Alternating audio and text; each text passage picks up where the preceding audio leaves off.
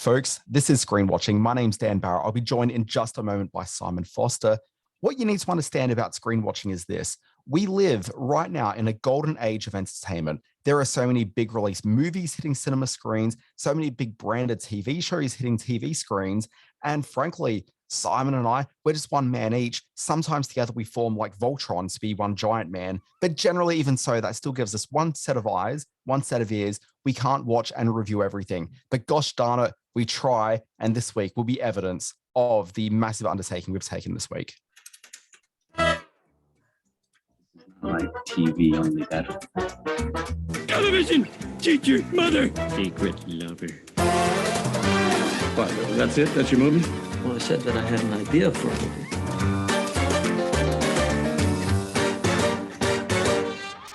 Folks, this is Screen Watching. My name is Dan Barrett, and fresh off the set of G.I. Jane, the remake, it's Simon Foster.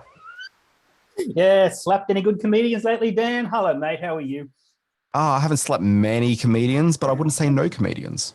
It has been an extraordinary week for screen watching, and I say that from an entertainment industry point of view. It's been an extraordinary 6 weeks of screen watching with the invasion of the Ukraine and the coverage that's coming out of there. So movies and TV certainly take a backseat to the real world, but boy, for what we talk about, it has been a crazy week, not only seeing the slap as it happened on the Oscars, but also spending the last 7 days embracing and ingesting all the incredible social media feedback and all the angles that people have come at it from, and also kind of staying out of it. I didn't want to sort of raise my, have a loud, stupid voice in the middle of it all either, but I have been taking in what everyone else has been saying, and it's been a crazy week. I'd like to point out here that Simon speaks for himself. I didn't care about the Academy Awards. The slap happened. And also, I don't think I cared that much about that either. Like, Will Smith's clearly a dick for having done it. Like, that's not cool. But at the same time, like, I found myself for the next 3 days having to publish stories about this for my newsletter. I didn't care that much when it happened, and I cared less and less as each day passed. Like, surely, a big frustration of my week. Surely, as a TV analyst and a TV guru, you would see the impact of it as a live TV moment, and how the society and the social media platforms around the world lit up with versions of it and opinions on it and all that kind of thing. So in the scheme of things, it's not that big a deal, other than it's public assault, but it's also sort of speaks to a pretty amazing point where we are in our world that people can react to it in the way they have. Well, I was thinking about this because I saw like a number of newsletters come out towards the end of the week from various US trade publications, and they were all talking about what a massive event that it is. And I just kind of feel like the rest of the world's maybe passed it by. So I think that if you're in the film and TV bubble, like if you're really into this stuff, as you and I are, and as people listening to this podcast, I presume probably are as well, like we probably care about this a lot more than your average person who, that was the thing that happened days ago. They don't really care about that anymore. Like time's kind of moved on very quickly. And in terms of social media reacting against something, social media reacts against something every day. Like it's not like this is necessarily any different to it, like other things. Like it just kind of felt like, yes, he's brought shame upon himself. I don't think that Will Smith's career will ever be the same again.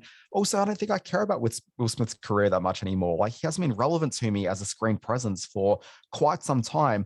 I was stoked to see him in King Richard. I think that he did a hell of a performance. He certainly deserved the Academy Award that he won for this.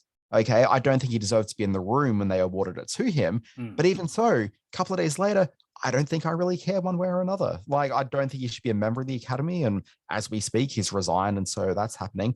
And I'm kind of interested in the fallout and how a body which has, I honestly do think has been struggling for relevance for a couple of years. In the same way, I think that the Emmys as an organization, the Academy of Television Sciences, if that's the name of the group, I think they're struggling for relevance as well. Because if anything, I think these are two organizations that need to smash themselves together right now, because right now, like neither make any sense at all to me in the world, to be completely frank. But I just look at the Academy Awards as just feeling a little bit outdated now, and the world has moved on past Will Smith pretty quickly.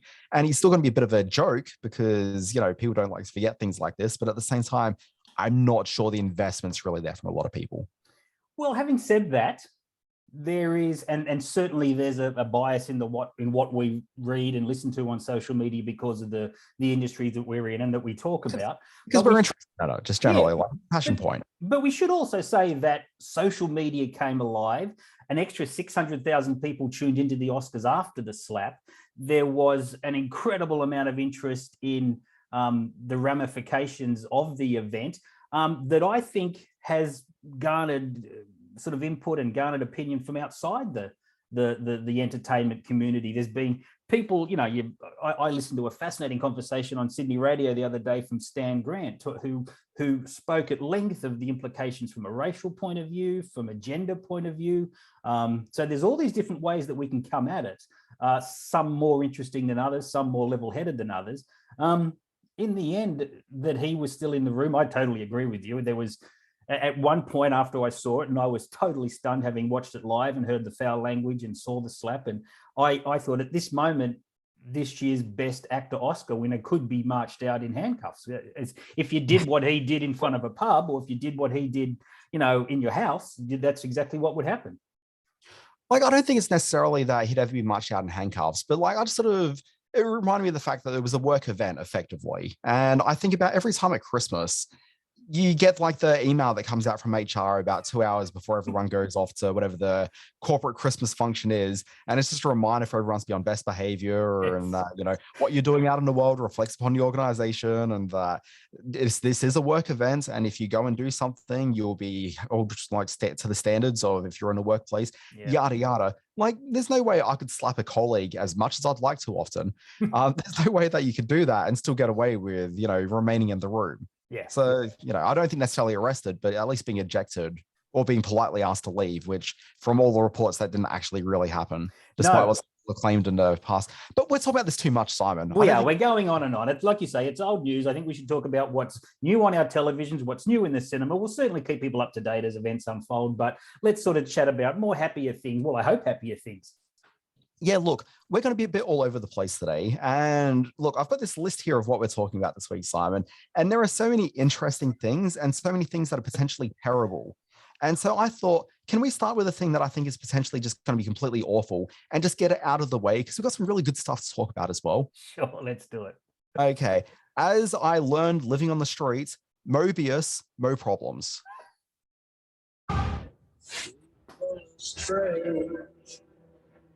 Michael Morbius, you've been missing for 2 months. When you're a stranger, Then you were found on a container ship that washed up off of Long Island. faces look ugly. When you're alone. Is that my cue? Yeah, that's you. That's my cue. All right, wasting away in the grips of a degenerative blood disorder, Michael Morbius is driven to find a cure, not just to relieve his own suffering, but to better the life of his friend, Lucien, aka Milo. They first form a bond as bedbound boys under Dr. Emil Nichols, played by Jared Harris, and remain chums into a pained adulthood where Morbius, a skeletal Jared Leto, becomes a Nobel Prize-refusing researcher, and Milo, played with menace even when he's trying to be nice, by Matt Smith, a couch-bound invalid. It is the contention of Dr. Morbius that vampire blood may hold regenerative properties, and so in a ship moored in international waters and alongside his loyal colleague, Dr. Bancroft, played by the wonderful Adriana Arjano, he instigates an experiment upon himself, and it works, kind of.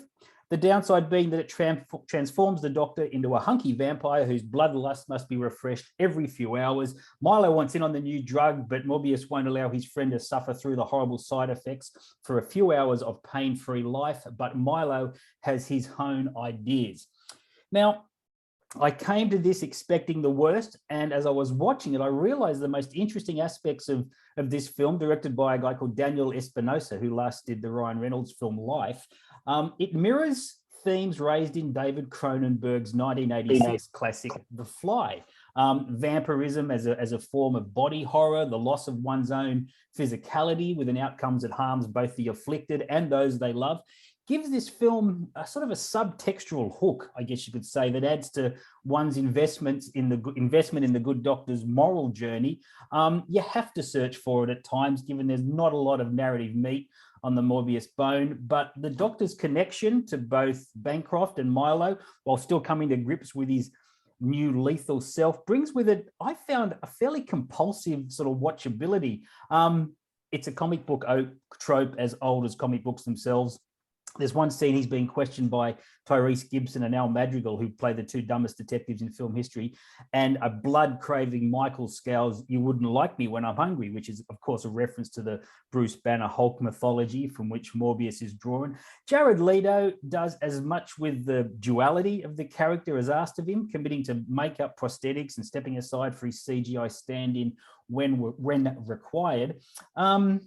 While the film sort of won't win over any new fans, won't upgrade the property from second-tier comic realm alongside the likes of Venom, or if you're a DC fan, things like Swamp Thing or The Shadow, there is a layered psychology to Morbius, which I may be further drawn into in future and probably better iterations of the character. It's almost a shame that this is tied to the Marvel Universe, because given that inclusion brings with it a franchise expectation level that doesn't serve the character's traits particularly well. So I'm a little bit surprised to say that I kind of got into this. It's not a great film, but I think it did enough for me to sort of certainly make it better than the last Sony Pictures Marvel picture, the Venom films. So yeah, I'm kind of giving this half a thumbs up.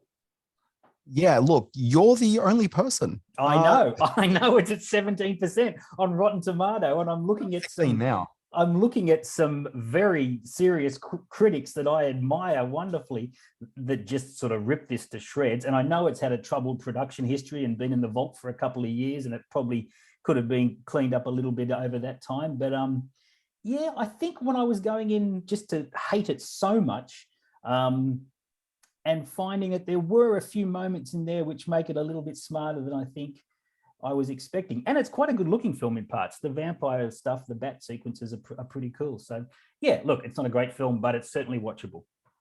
Yeah, look, I had some media tickets to go and see this, and I just couldn't bring myself to do it.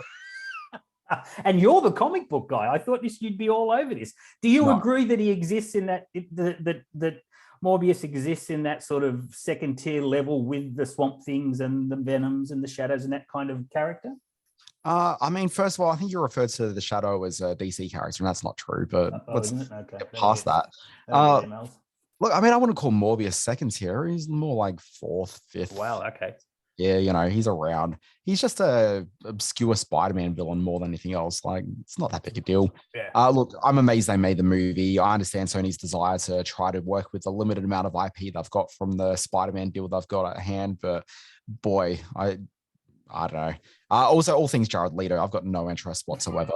I've had enough of him and his zany accents for 2022. Yeah. I know one reviewer recorded to him as a Beverly Hills Jesus. He's got that kind of look, that cool sort of Hollywood look. And yeah, I am not a fan. I feel the same about him as I think you do, but I thought he worked hard enough in this to make it worthwhile. So, you know, I didn't want to sit on the fence, so I quite liked it.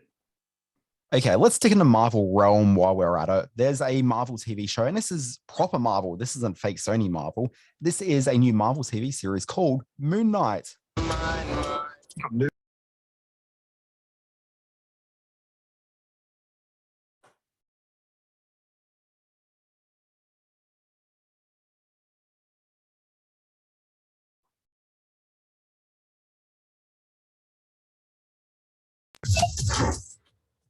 Shout out to people watching this on our YouTube channel who got to watch me cough violently while that was playing. I got a bit of leftover lurgy from last week, Simon. Oh. Let's talk about Moon Knight, shall we? And look, I don't know how much of a review this is because I kind of looked at this and I'm like, well, it's just more Marvel stuff. And it kind of got me thinking that at a certain point, we need to ask ourselves as viewers, what is it we want from Marvel TV shows and movies? There's a certain degree of formula to them all, a house style, if you will. And when I look at a Marvel TV show, I look at it the exact same way that I tend to view reading comics from the big two, which is Marvel and DC. The stories are always going to be somewhat disposable, but you're reading it to get the occasional thrill, and sometimes you might be surprised by a story approach that delights and surprises. But at the end of the day, you know you're just reading you're reading like that version, like that month's churn in the cycle of never-ending serialized stories that are ultimately meaningless because they come out at such a frequent chop that, you know, so many stories with the same characters, like how much could it really impact upon the reader? Like it just doesn't. So a superhero story from Marvel and DC, they got the same weight ultimately as today's episode of a daytime soap. So approach is important as you start watching Moon Knight. This is a character that most comic book readers would profess not to really knowing anything about. Created in Simon shrugging his shoulders. Created in 1975, the character can charitably be seen as a Batman knockoff. In later years, they did add a little bit to him. They gave him a collection of alter egos, and they were explained away as being dissociative personality disorder. That's right, as seen in that John Cusack movie that I can't think of the name. What is that awful film, Simon? Oh, yes. No, I'll think of it. Keep going. I'll bring it up. Also, spoiler alert, that's the twist for the very end of that film. But anyway, Okay. As most people press play on episode 1 of Moon Knight, they're doing it not because they're familiar with Moon Knight, they're doing it because it's the latest Marvel installment. So the question I think ultimately when you're thinking about this from a should I watch it standpoint, or, even just think about it like, how do we analyze this? How do we break it down? You just have to look at it and think, how does it fare within the Marvel experience? And I'd suggest this one probably better than most. It certainly feels a little bit smarter and individual than most Marvel products, but it certainly falls in line with the expected house style. The show, it's got a really great lead with Oscar Isaac joining the MCU as Stephen Grant, aka Mark Spector, aka the titular Moon Knight. He's really great fun to watch as the somewhat adult Stephen Grant in England, accent and all, as we heard in the clip. And you got the first episode with Grant jumping confusedly from scenario to scenario, and there's echoes strongly of the film Memento that play within this. In terms of a villain, Isaac's playing against Ethan Hawke as a cult leader, and this is all set against the backdrop of ancient Egypt with the show concerned about ruins and artifacts. Look at it as Memento meets Indiana Jones, and you know what you're in for.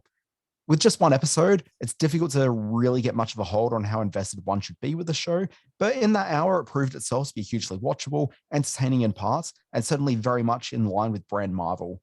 The show, it's fine. Just go into it knowing this isn't a novel as much as it's episode 263 in the ongoing Marvel serial.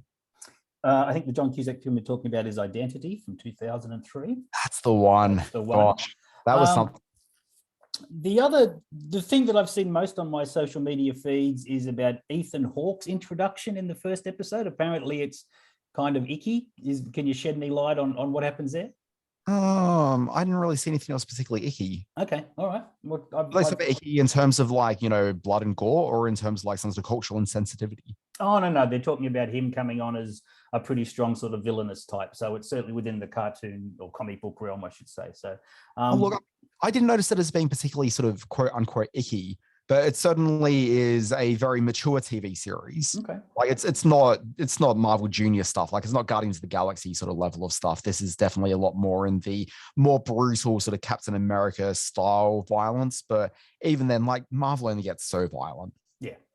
I'm keen to see it. I'm keen to see it because of the acting quality involved, the Ethan Hawkes and the Oscar Isaacs. And is there a female lead? I'm really sort of behind the curve on the show.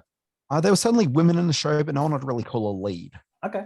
All right. So I'm keen to have a look at this. One episode in, I'm going to pick up on it tonight and check it out. Does it, from the episode you've seen, does it suit the small screen format? Was there ever an opportunity for this to be a big screen film, or is this certainly of the Marvel universe that's better suited to the small screen? Well, look, I don't even really see things in big and small screen sort of scenarios like this anymore. Like all of the Marvel stuff, like the Marvel TV stuff, it's certainly been serialized, yes, but the production quality steps beyond what we really expect from TV productions. And even the idea of what a TV production is now just feels so antiquated because so much money gets spent per hour on TV where, it's hard to really look at this guy, this feels so TV when, they are so big and bombastic. And this certainly felt just as much that it could be a movie as much as it is a TV show. It's got the same sort of budget. It's suddenly a budget stretched out across, I think, 6 hours for this one. But ultimately, it still feels like a Marvel experience. Moon Knight is currently available on the Disney Plus channel all around the world, wherever you're listening. In our next worldwide tour through the IP section of Hollywood, I had a look at Sonic Hedgehog 2. Now, just a warning, this isn't necessarily a clip from the movie as much as it is part of the promotional cycle of Sonic. And I thought this was kind of fun and a good lesson for you kids. Hey everybody, Sonic here with a quick word on my new movie. He's back! I know fast. So you can believe me when I say the fastest way to wreck a movie is spoiling it for others. Wait for it. If you get the urge to reveal everything, just slow down. And I promise I'll never ask you to go slow ever again. So at the end of Identity, you find out that all the characters are actually personalities that John Cusack has. That's exactly right. And I wished I'd watched that again instead of Sonic Hedgehog 2. But I digress. Let me get on with this. With 2 years of pandemic impacted box office revenue to catch up on, Paramount Pictures rushed into production on this sequel to their last pre-plague hit. Sonic the Hedgehog 2 reunites all the major creatives, including director Jeff Fowler, Jim Carrey as the megalomaniacal Dr. Robotnik, Ben Schwartz is voice acting Sonic again, James Marsden as the human element, and all the below-the-line effects talent that brought Sonic to life the first time around. There's some new characters in the mix. Tails, the flying fox, voiced by Colleen O'Shaughnessy, what a great name, who was glimpsed at the end of the first film and who lands in Sonic's hometown of Green Hills, Montana, just as things are about to turn dangerous for our spiky hero. In a pre-credit sequence set on the Mushroom Planet, the banished Dr. Robotnik aligns with a red-hued tough guy called Knuckles the Echidna, voiced by Idris Elba, doing the gravelly bad guy voice. They make a deal to get Robotnik back to Earth, and he promises to deliver Sonic while fiendishly scheming to purloin the all-powerful Green Emerald and see out his plans for world domination. Now, there's a lot in there that fans of the game, which debuted an incredible 31 years ago and has been a Sega cash cow ever since. I feel so old. Me too. No, certainly watching this film, I did.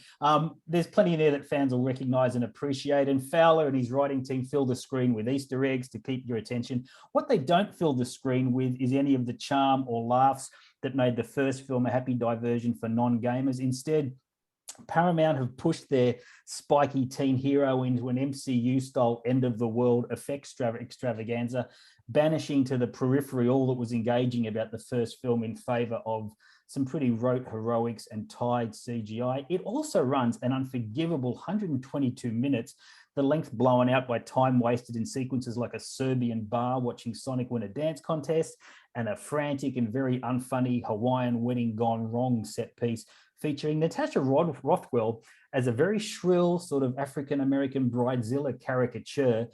Notably, neither sequence features Jim Carrey, who was absent for long passages and or called upon to play straight man to Knuckles, thereby robbing the film of its strongest comedic asset. And poor Sonic, the cocky teenager occasionally called on to be the plucky hero, is dwarfed by this ill-fitting scale of his own movie, often all but disappearing amidst the mayhem. In the inevitable Sonic the Hedgehog 3, which is certainly hinted at in the final moments of number 2, I suggest just give the franchise back to the simple charms of our little spiky heroes. So yeah, this one's a disappointment.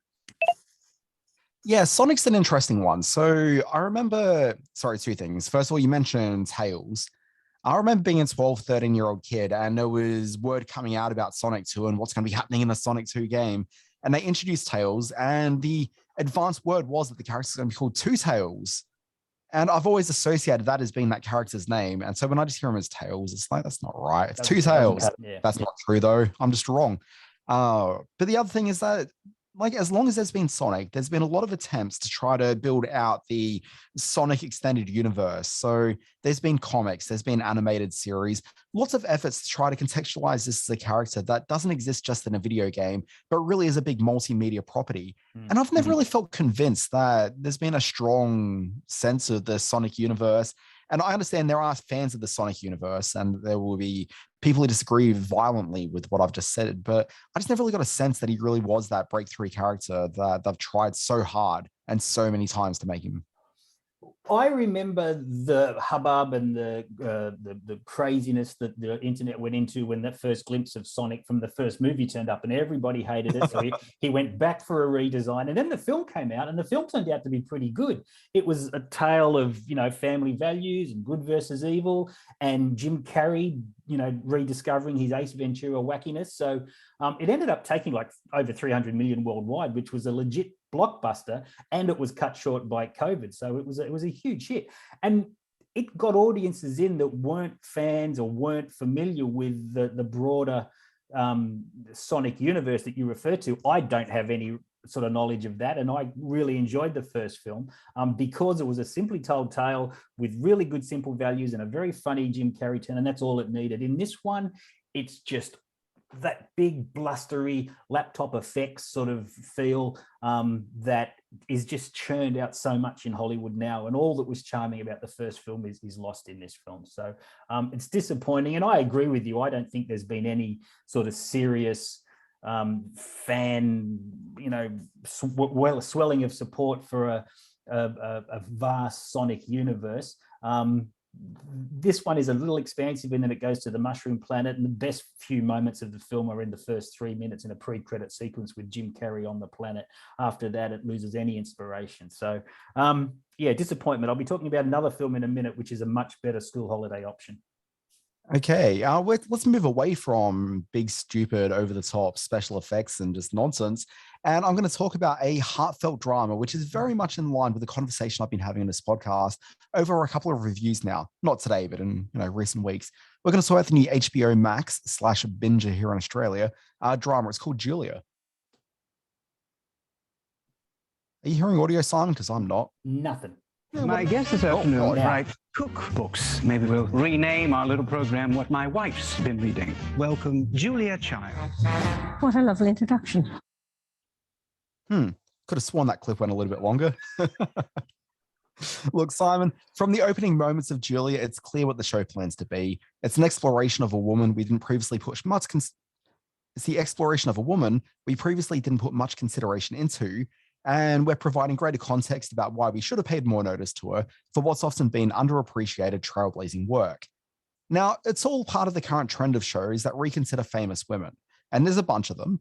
But if we're to use the mission statement of that as having us reconsider the work of TV chef Julia Child, a woman who practically invented the TV cooking show and many of the techniques that's used to convey the cooking process on screen to audiences, the show is an absolute success.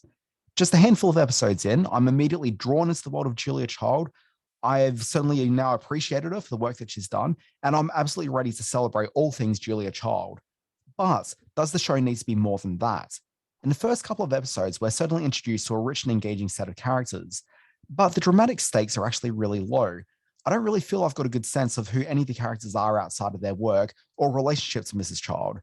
And the show itself has a really strong sense of having a bit of a Mary Sue about it all. And if you don't know the term Mary Sue, it's basically a character that can achieve and do anything, and she's kind of your hero character, and there's no flaws in her whatsoever.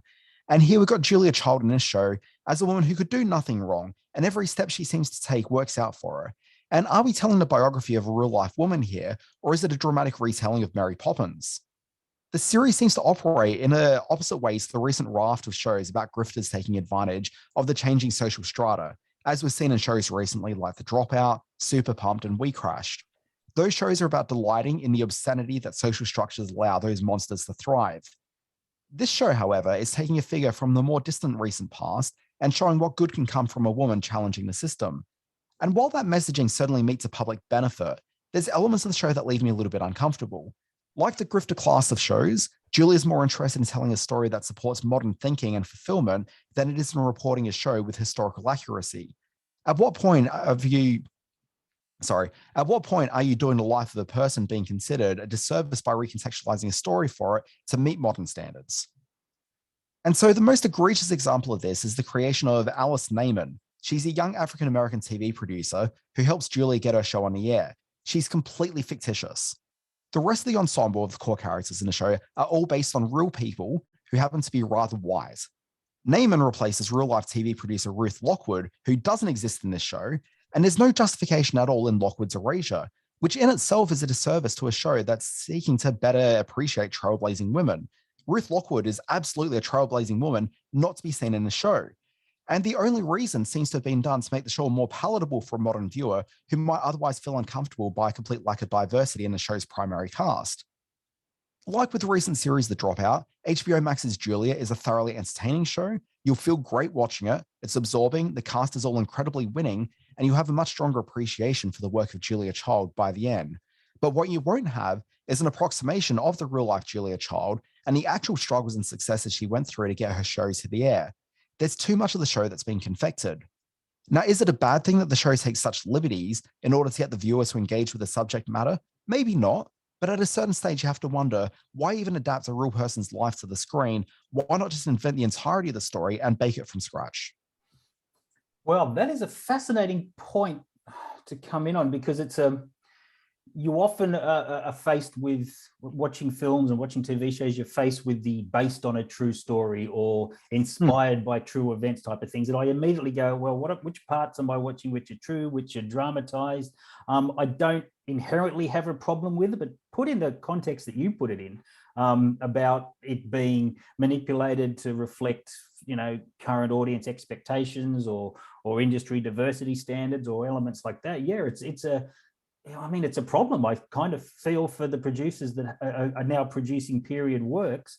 And it's just come to me that the show that you raved about a few weeks ago, The Gilded Age, has been sort of put upon a little bit for being a bit dull, but has also been widely praised for being for portraying African Americans in a turn of a century setting who have attained some level of their own wealth and social standing. So yeah, look, it's a fascinating point of discussion. Yeah, The Gilded Age, just for record, the criticism hasn't been so much that it's dull as much as that there's just no meat to it whatsoever. And that's fair, but I had a blast of a time with it regardless. And what about the portrayal of the African American? That show is interesting because you do have this African American family depicted in it, and it is coming from a position that you never see that depicted on screen, which is that there were African Americans of the time who had wealth and privilege.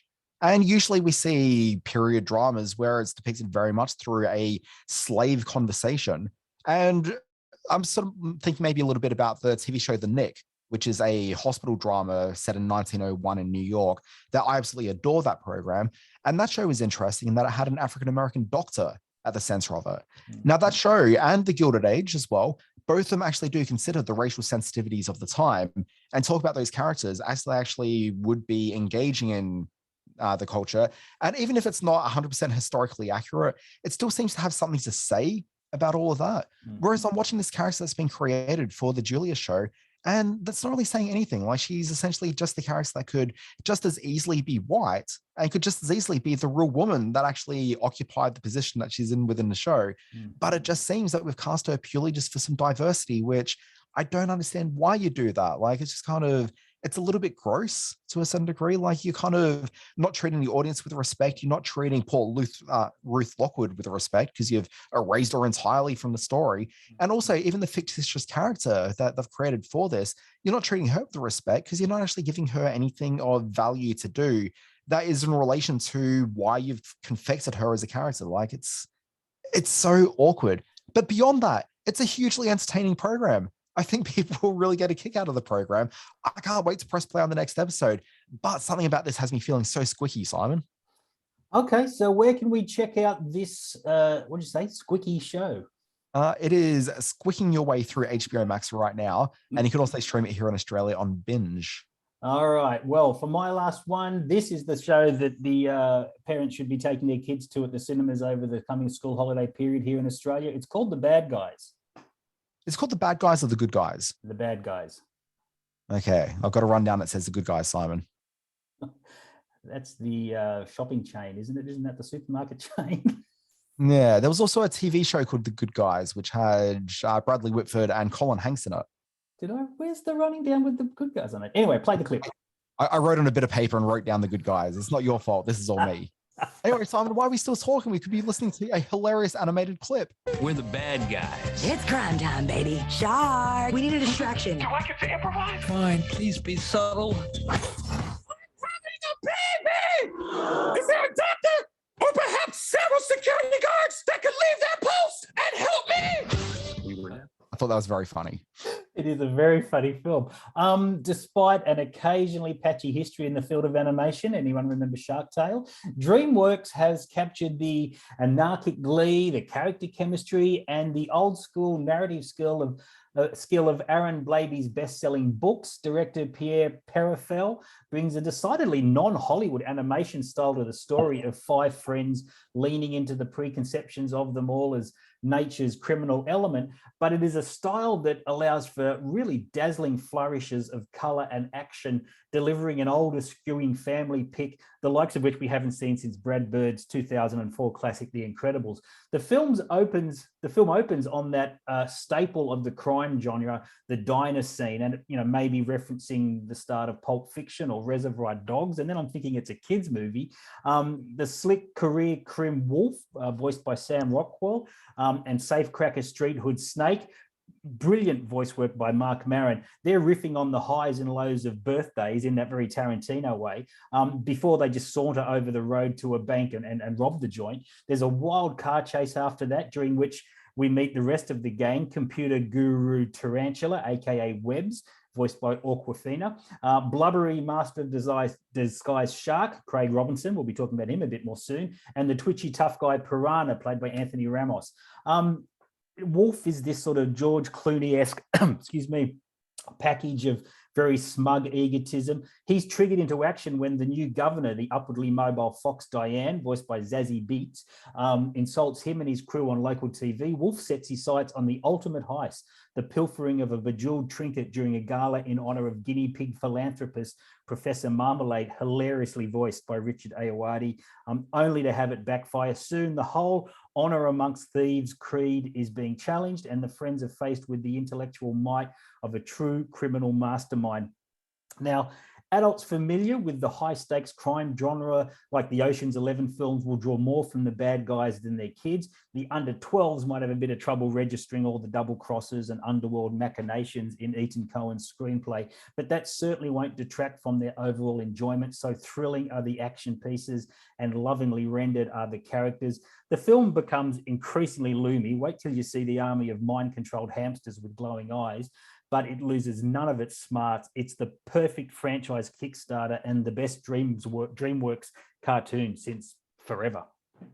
Okay, high praise. I will check it out maybe at some point. I don't know, I'm an adult. Well, there's plenty of it. The point is that there's plenty in this for adults, and I had a blast watching it. The animation is just dazzling to the eye, but there's a lot of great character work in there. Wait till you hear. I don't usually get excited about voice work in the animated films.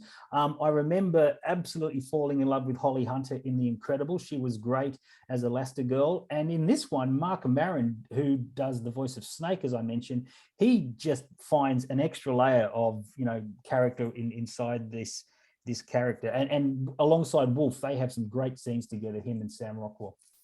Okay, Simon, let's keep this dog and pony show going on. There was neither dogs or ponies in the show, I don't think. I'm going to talk about the new Craig Robinson comedy. It's called Killing It. Burmese pythons eat everything. It's an ecological. State pays for every dead python we bring in. Whoever gets the most snakes wins $20,000. Did you want to team up? I'm tough. Don't you hear my rugged Australian accent? Okay. Yeah, I shamelessly chose that clip because we're Australians, and so we can. Yeah, look, Craig Robinson, he's funny as hell. My interest in seeing him star in another TV show, however, was limited. There was that lousy sitcom he did called Mr. Robinson, which had him on screen as a high school music teacher, and man, that show blew. And then there was the I wanted to love it and then tried to convince myself I did, but never really could, supernatural comedy Ghosted, that he was in alongside Adam Scott. Now, he's not your usual TV talent, and nothing has ever really quite clicked with him. Sitting down to watch Killing It, I was apprehensive. There's that track record after all. But there's also the premise of the show, which, to be charitable, sounds more like a Funny or Die sketch than a show. But it's all in the execution, and thankfully this is the show that actually really delivers. The premise of the show is this. Robinson stars as a man who's been perpetually kicked in the teeth through life. Working as a security guard at a bank, he struggles to get a loan to buy some land he needs to start a harvesting business. Following a chance encounter with an eccentric Australian Uber driver, played by Claudio Doherty, who's probably best known by audiences for the Netflix comedy Love, he gets involved in the lucrative world of state-sponsored python hunting. That's right, Simon. To make it in America, sometimes you need the willingness to get your hands dirty, and you need a hammer. Now, obviously, the show sounds ridiculous, and it is, but the show is also wonderfully funny, it's dark, and it's entirely twisted comedy. It balances its silly-sounding plot. Again, it is a silly-sounding plot, and it is a silly-sounding plot, but it also balances it with richly developed, downtrodden characters who feel authentic to what's largely the sort of confected TV show premise that could only ever exist in the most extreme of screen comedies and actually in real life. Now, Robinson, he's known for having a big personality on screen, but like a lot of big guy comedy actors, his strength is in leaning deep into his sensitivity on screen. Placing such a lovable guy that we're all rooting for at the center of this beyond ridiculous show makes the whole show sing. And pairing him up with Claudia O'Doherty is a masterstroke, with both of them deeply vulnerable, hard-on-sleeve types. As with all distinctive comedies, this one will either click for you or it won't. For those who do connect with its heartfelt yet thoroughly nutso comedic sensibilities, you're going to have a great time with Killing It. It's heartfelt but nutso. Put that on the DVD jacket. There's the poster quote, heartfelt but nutso, says Dan Barrett of Screen Watching. Yeah, I'm a big Craig Robinson fan. In fact, I only rewatched recently This Is the End, the movie in which he played himself opposite Seth Rogen and Jay Baruchel, and he was very funny in that. He's always sort of in live and support part, so it's great to see him in a lead part worthy of his talent. So Killing It is on Peacock and Stan. Yeah. Well worth your time. Give it a gander, kids. Also in cinemas this week, pretty big week for movies, actually. Some unusual films. One called Carbon, the Unauthorized Biography. This is where they get a whole bunch of scientists together and make a really entertaining documentary about how important carbon is to us, despite it getting a really bad name in the press. It is the building blocks of life and sort of binds us to the rest of the galaxy. This is narrated in the first person. She actually plays Carbon as the narrator by Golden Globe winner Sarah Snook, Aussie actress from Succession. Also in cinemas is... I mean, you know how I feel about science. Yeah, I know. You haven't looked at science since year 8. The Duke is also in cinemas. This is the true story of the elderly taxi driver who stole a famous painting from London's National Gallery. It stars 2 of British cinema's or British acting's legends in Jim Broadbent and Dame Judi Dench. Haven't seen The Duke yet, but I've heard good things. And we don't ever mention the Bollywood films that have hit the cinemas around Australia, but they play a huge part in this nation's movie going. A film called Triple R, which stands for Rise, Roar and Revolt. It's a fictitious story of 2 legendary revolutionaries fighting for their country in faraway lands in the 1920s. I mentioned it because it opened to a 3-day total over the Holla weekend in India to an extraordinary $65 million. So movie-going is still a huge part of the culture in India, and holiday releases like Triple R get the people in huge numbers. And it's playing around Australia in both the dubbed version and the original language. And that's our segment done? That's it. Then we need a sting. So, Simon, during the week, there was the news that Bruce Willis is retiring from acting. Yes, the actor's decision to retire from acting after his diagnosis of aphasia, I think it's pronounced, a degenerative mental disorder, has brought about a new appreciation of the man's work. He was a movie star whose entire career I sort of grew up with. And I thought this is a good opportunity. In fact, you thought this was a good opportunity, and I think it's a great opportunity to recall the rise and the rise of the former New York City barman, recalling our favorite Bruce Willis moments. Now, I don't want this to be morbid because he hasn't passed away. We don't want to eulogize him just yet, but we should recall some of the great moments in his acting career. You want to kick this off? Yeah, I mean, which of the last 10, 15 films do we choose? Well, maybe not the last 10 or 15 films. And as we record this, I do just want to say I think those idiots at the Razzie Awards have done the right thing by rescinding his worst actor. Who cares about what the Razzie Awards? Well, they've taken it back on because they did this stupid thing where they nominated all these films. All stupid, though. The Razzies are just garbage. Garbage. They're a body that's set up to, here's the worst movies of the year. They're never the worst movies of the year. They're just the worst movies that have a notable star in it that they want to be just prissy little dicks about. Let's not get sidetracked from our love of Bruce Willis. Let's talk about what some of his great performances were. Where did you first, I guess you first came across Bruce Willis like the rest of us via Moonlighting? Well, no. So Moonlighting only really came across later in life because I was just a bit young about on TV and my parents weren't really into it at all. So it was never on our TV. But the 2 places that I obviously, I think most people sort of really came across Bruce, obviously Die Hard. But I reckon I probably saw him first as like a VHS rental of Blind Date. Okay, yes. Yeah, not a great movie by any means, but certainly where I first saw him. But Simon, what is your absolute favorite Bruce Willis movie? Because I'm sure you have one. Look, I do, and he has been one of the sort of 2 or 3 major movie stars of my generation. This is going to seem completely cliched, but Die Hard was the film that introduced the world to a different kind of Bruce Willis. I had been a huge... Well, it didn't really just like different type of Bruce Willis. Like he was kind of half known for moonlighting for one season. And like it really introduced the world to Bruce Willis. To a certain extent. Moonlighting had sort of impacted me, and I'd been watching a lot of Moonlighting by the time Die Hard came along. If it was a couple of years into the run of Moonlighting, if I remember, he was coming off that, and people weren't sure he was going to be a big screen action star, because you were talking about the muscle men of the early 80s, like the Schwarzeneggers and the Van Dammes, who were dominating the box office. And he'd made a couple of films that had sort of tried to play on his comedic aspects. Blind Date, which I really enjoy. Kim Basinger's great in that. And a little film called Sunset opposite James Garner, which is a sweet kind of early Hollywood story. But it was Die Hard that, it exploded on the scene. And from that point on, his choices weren't often great, or he was great in films that were really underseen. He made a terrific film called In Country about a returning soldier in 1989. But you got to understand the might of Bruce Willis's stardom got him to make films like Hudson Hawk, which I adore, but which was a huge flop. And I also love Hudson Hawk. Yeah. Can I tell you a Hudson Hawk anecdote? Yes, please. Okay, so a couple of my friends, we decided to start doing these things that we called athons. So it started with Candy-a-thon, where everyone came with like a large assortment of candy that they love. And then you put it out in like large bowls and everyone just like eats candy all day. Wow. Okay. And basically it's like sharing people like unique and obscure candy. So this is when you were like 9 years old or something? This was very young? No. Thoroughly an adult at this point. But the athon concept grew and evolved into other types of things. We did ice cream athon, where we all made a type of ice cream and brought it and ate it around with each other. And so there was some pretty incredible ice creams, very unusual. Yeah. But there was one day where we did cordial-a-thon. And it was where we all explored the idea of cordial by bringing a unique kind of cordial to the group.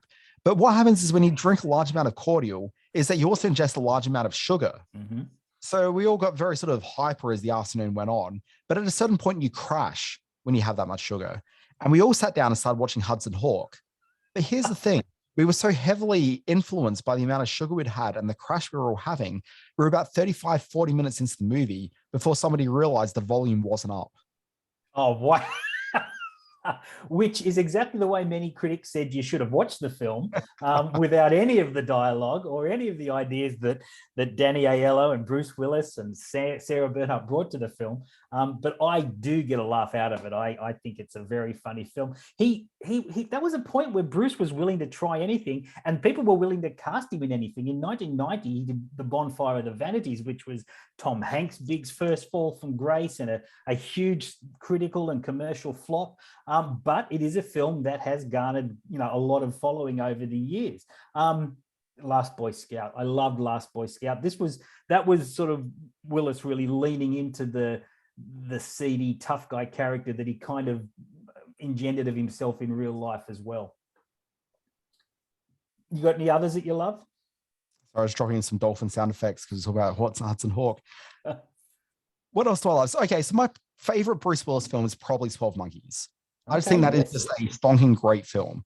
Yep. And it really speaks to what I liked about Bruce Willis, RIP, is that... It's not dead, don't keep saying that. He's obviously got like a great amount of screen presence and charisma, and quite often lent into that quite heavily. Yeah. And as evidence, Hudson Hawk is absolutely him just doing that. But at the same time, he was also a little bit interested sort of artistically in stretching what he could do as a movie star. Yep. And look, he's a guy that certainly enjoyed being a movie star. He enjoyed the money that came with being a movie star. But at the same time, he also liked playing around in the margins and doing things that he, I guess, found satisfying. And 12 Monkeys was never a film that was ever going to break box office records by any means, but certainly spoke to him and spoke to me as a viewer. So that, to me, I think just maybe speaks to what was great about Bruce Willis, RIP, movie star. It's not just Die Hard. It's not just Die Hard with a Vengeance, the only two Die Hard movies that exist. There was also things like 12 Monkeys that. Yeah. And you're right. His willingness to be a bit cheeky and play around in that periphery of stardom led to roles in things like Death Becomes Her, where he got that, which was the Robert Zemeckis film opposite Meryl Streep, which was It's nuts, and and he was able to sort of go from films like that into ensemble pieces like Pulp Fiction, and the fact that he was able to transfer. We are talking about him like he's dead, which I wish we wouldn't, but he was able to transfer that stardom across so many different decades of blockbuster movie making. He embraced the action hero in the 80s. Then he embraced the indie sort of cool action thing in the 90s by being in Pulp Fiction and a couple of other films like that. Then into the, later in his career, he was in The Sixth Sense and that was the 12 Monkeys period as well. So, and then returning to the insane action of things like Armageddon and The Fifth Element. He's just been such an integral part of the last sort of 3.5-4 decades of Hollywood life. Yes, some duds along the way. The whole 10 Yards isn't going to be anybody's favorite movie in a long time, but he's left behind a body of work which is extraordinary. Yeah, The Fifth Element's actually one of my favorites. I really get a kick out of that film. And it just looks magnificent on screen if you get a chance to see it at the cinema. Yeah, that's very true. And I know we've spoken about this before, but few films have I absolutely flipped on like The Fifth Element. I hated it when I first saw it. Yeah. And it's become this cult item, this huge sort of cult item, and I've revisited it a couple of times, and I do thoroughly enjoy it now. I kind of get it a bit more than I did at the time. I wasn't ready for a spiky blonde Bruce Willis in the hands of that nutty director, but he's terrific in it. I'm still not sure I'm ready for it. But look, you mentioned the whole 10 yards, but let's talk about the whole 9 yards for a moment. Yeah. Like the whole 9 yards is really where my relationship with Bruce Willis changed a fair bit, because the whole 9 yards should be a film where he's leaning into that charisma in a really meaningful way. But like, it seems like he's taking every effort he can throughout that film to lean as far away from that as possible. And it just turns out to be this really humorless performance in what's actually a fairly charming movie generally. Yeah. Like I actually think it sinks that movie. And it's a persona that he really seems to embrace and just carry from that point on. Like, it just seems like he wanted anything but to be that guy that he was in the late 80s, early 90s. And he just became humorless, and it was just difficult to really watch like performances. Like from that point in, I actually struggled to find many Bruce Willis films that I enjoyed. Like he was in Planet Terror, which, he's kind of fun in that, but it's not particularly great. Yeah, in those last few years, sort of in the last sort of 10 years, you've got to pick and choose his film very carefully. Support work in things like Moonrise Kingdom was great to watch. He was really lovely in that. I thought Looper, opposite Joseph Gordon-Levitt, was Looper, I think, is the last good one. Was a terrific film. I'm just looking up and down here. I was in the awful Sin City sequel. That was terrible. So yeah, he started to churn out films. Oh my God, I would never forget. He did that Death Wish remake in 2018 with yeah. So yeah, he was having trouble by this stage. So let's remember him sort of pre-2015, when his work was certainly eclectic. There were many different faces to Bruce Willis, and we will miss him from our movie and our TV screens. Did he return to TV much? He was always great when he guested on the talk shows. He had a great relationship with Letterman and always had fun on any of the appearances on The Late Show. But that's the thing, he was fun. Yeah, he was great fun in that. Yeah. And look, I mean, maybe it's got something to do with his health. Like, I don't really know where the decline is or anything, but it does seem like in that early 2000s, like he just changed with what he wanted to do on screen, and he just didn't seem fun anymore. And that was, I think, to the great detriment of his overall filmography. And it's a shame that we managed to make it this far through without mentioning Look Who's Talking or Look Who's Talking To. He made a lot of money off the Look Who's Talking films. He was an actor who was able to make a lot of money very quickly, and that's good luck to him. Yeah, if we're going to take away one thing, Bruce Willis, you made a lot of money. R.I.P. Simon, we like to wind out the podcast every week with a look at the week ahead. Simon Foster, what's coming up in this quote-unquote week ahead? There's some movies debuting on the streaming platform. Move Fast and Vape Things. That's on Stan from April 4. This is a documentary from the New York Times article that traces the e-cigarette maker on its path from fledgling startup to Silicon Valley juggernaut and eventually a public health villain. Vaping's not good for you. I don't care what you're saying. If you're out there vaping, stop it. All the Old Knives, Chris Pine and Taniwa Newton. What a great cast. This is a crime thriller about two CIA operatives and former lovers who reunite in an idyllic Carmel-by-the-Sea location to re-examine a mission 6 years ago in Vienna where a fellow agent might have been compromised. That sounds interesting. Amazon Prime from April 8. And boy, a lot of people are looking forward to the Jimmy Savile, a British horror story documentary on Netflix from April 6. This exposes the TV star Jimmy Savile and the shocking, unseen side of his persona. Word is that it's one of the better of the Netflix documentary series coming down the pipe. Yeah, just one other movie that's probably worth noting as well. On Paramount Plus this week, there's a release of something called the Star Trek Motion Picture Director's Edition. Mm-hmm. And I don't know how that differs from everything else, but I understand in Star Trek circles, it's a pretty big deal. Yeah, there's been a whole bunch of sort of director's cuts and different edits over the years. I remember seeing one that didn't have the effects work in, and you could see the scaffolding above Kirk and stuff as they were floating through space. Yeah, I'll certainly be having a look at that one. And I do want to mention very quickly, and I forgot to mention it earlier in the show, that I sat down and watched The Bubble, the Judd Apatow film last night on Netflix. Oh boy, God bless him for getting a film like that together during the pandemic. But boy, it is a struggle. That is a lot of talented people doing some really bad work. Yeah, I've got a bit of a bad vibe around that one, but I haven't rushed to see it for a reason. Yeah, and the stars certainly have their moments, but when you put Duchovny and Pedro Pascal and Karen Gillan and Leslie Mann in there, and you're expecting Leslie Mann in a Judd Apatow movie. Who'd have thought? And Judd Apatow and Leslie Mann's daughter Iris, who's very charming and very lovely, but just not very funny. So she fitted into the film just fine. Yeah, people want to see a really good David Duchovny performance in a Judd Apatow movie. There's a movie that they made. It's a TV film called, I think it was a TV film at least, called The TV Set. Yeah, with Sigourney Weaver. Yeah, it's inspired very much around Apatow's experience making Freaks and Geeks. And it's about a TV writer who comes to Hollywood with a very personal story he wants to tell that gets put through the Hollywood machine. Yeah, it's a terrific film. It didn't get much of a release out here at all. In fact, I think I brought the DVD in from the US when I first saw it. But yeah, it's a terrific film. Yeah, I think that's the same thing. Directed by Jake Kasdan, being Lawrence Kasdan's son, and also a director on the Freaks and Geeks TV series. What are some of the TV series we can look forward to in the week ahead, my friend? So this week is a bit of a strange week in that there's a very big release happening, but we're not getting it here in Australia for quite a number of months. So yeah, so the big release happening this week is Tokyo Vice. So supposed to drop on HBO Max. It's the I can't think of his first name. Director of Heat and Miami Vice. Michael Mann. It's Michael Mann's TV series starring Ansel Elgort and filmed around Japan. It's been in production for quite some time, and obviously COVID really got a severe sort of, impacted on this one. But it debuts this week on HBO Max, not debuting in Australia for months and months and months, but will come to SBS for some reason later in the year. Wow. Why they're not doing it day and day in the US is baffling, because all the heat is going to be around this show this week. Like, it's one that all the film people will be going nuts for. That does sound strange. Good on SBS for getting it. Why it wouldn't turn up day and date is just a shock to me, because, given that there are so many households that now have access to international broadcasts, it seems odd that SBS wouldn't make that happen. I might have to do a bit of research into that. Okay. Does sound fascinating though. Ansel Elgort, and I know that there's a terrific Japanese actor playing opposite him whose name I can't remember. Is it Ken Watanabe?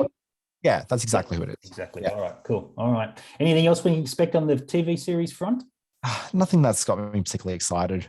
Like, it's going to be a bit of a dull week as far as me trying to come up with content for next week's podcast, but I'll find something. But this is the thing, like this month, there are so many big shows launching. It's just got a dud week coming up ahead because we don't get HBO Max here, because we don't get Tokyo Vice here in Australia. Okay, we'll look into that. I do just want to mention very quickly for the parents out there, especially the Brisbane parents, the Oracle Boulevard has free school holiday movies. This is this week's special event screenings. Go to the Eventbrite pages, just search Oracle Boulevard free school holiday movies. Up there on the Oracle Boulevard in Brisbane. I'm going to keep trying to say Oracle Boulevard as much as I can. April 4th, through to April 8, you can see films like Tom and Jerry, Paw Patrol, Space Jam, Rainbow, and Scooby-Doo, all free of charge. There'll be refreshments there. That's good school holiday entertainment. Look around your local libraries and waterfronts and community event places, because they're often movie screenings for families over this school holiday period. Exciting.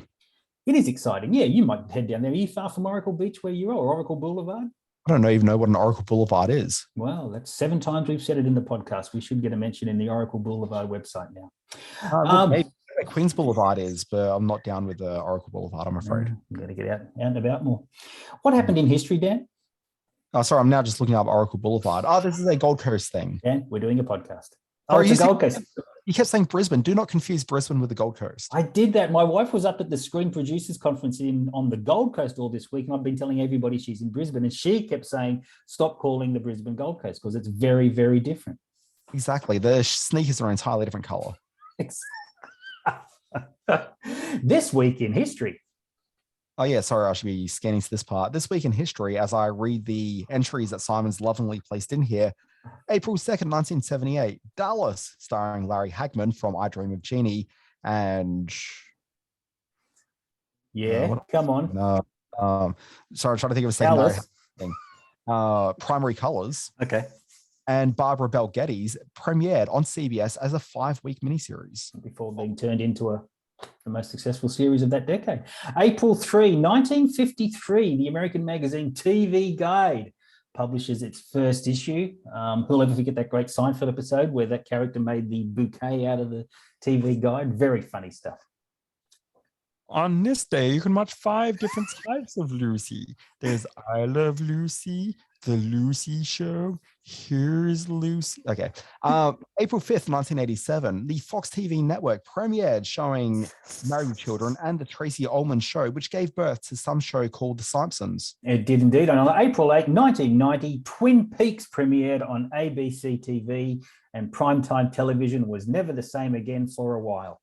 No, not happy birthday. No, not that. Please, no, not happy birthday. Simon. April 2nd, 1961, that bald hunk of a man, Christopher Maloney from Law and Order SVU. He was born. Party Down star Adam Scott was born on April 3rd, 1973. Also doing the rounds on Severance at the moment. Have you gone back and seen the end of that yet? Nah, I will. Yeah, probably eventually. Natasha Lyonne, who I first recall seeing in But I'm a Cheerleader, a terrific indie film from the 90s. Also in Orange is the New Black and Russian Doll. Wait. Surely American Pie was pre But I'm a Cheerleader, wasn't it? No, I think she went into American Pie out of But I'm a Cheerleader. Really? I think so. I may be wrong on that, but I'm pretty sure her name... I've never seen But I'm a Cheerleader, but I have seen American Pie many times. She was born April 4th, 1979. Lily James from TV's Pam and Tommy, she played Pam, born April 5th, 1989. And on April 7, 1964, Oscar-winning Australian actor Russell Crowe from A Beautiful Mind. He was born in some island across the ditch. April 7th, 1964. Cool. Simon, we're done. We are out of here. We've been done for some time, but someone kept on talking. Folks, this has been Screen Watching. Thank you very much for listening. My name's Dan Barrett. On Twitter, you can find me at the Dan Barrett. You can start your day with my free newsletter. It's called Always Be Watching at alwaysbewatching.com. You've got the big stories in TV, streaming, and film. And on Friday, you got the Always Be Streaming newsletter, which recounts the big shows that launched that very week. Also, for those playing at home, yes, I have been trying to cough for the last 30 seconds. I'll stretch this out. His face is quite red. I'm on the Twitter at Simon R. Foster. Read my words over at ScreenSpace, that's screen-space.net, where you can see all the reviews we've talked about today in written form. Visit the Screen Watching Facebook page at Screen Watching Podcast, and we've got this terrific Screen Watching YouTube channel where there's uncut interviews and fresh trailers that we do through the week that you can see at your leisure. Follow Screen Watching via your favorite podcast app. Load it up now. Hit the follow button. Folks, this has been Screen Watching. My name's Dan Barrett, joined by Simon Foster. As people are aware, we've got a hell of a show coming up next week. Yeah, don't go slapping anybody. See you, everyone. Okay, don't go slapping waterfalls. I don't know what that means. See you next week.